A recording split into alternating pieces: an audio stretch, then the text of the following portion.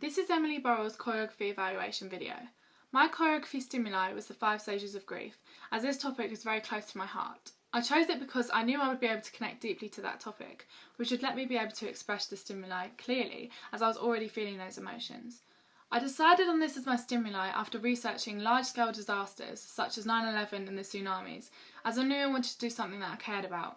But I had no first-hand experience of these situations, so I thought about the deeper basic cause behind the feelings people feel about these disasters, and that is losing people. So I decided to research how people deal with losing someone they love.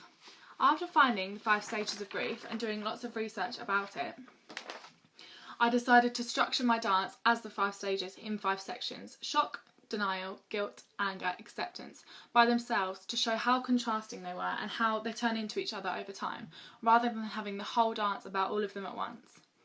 Martha Graham has influenced my choreography through her techniques of contraction and release. I used contractions in my piece to show pain, as when you lose someone you can feel pain and sickness in your stomach, so by contracting this embodied the feeling you get. Her use of release linked to my stimulus, as by being tense and releasing showed the emotions being released. She affected my approach to my choreography, as her techniques heightened the emotions behind my movement just by linking it to the whole body instead of just your feelings. I translated my ideas into movement by thinking about the stage of grief I was focusing on at that moment and the emotions it made me feel. I created a motif for every stage.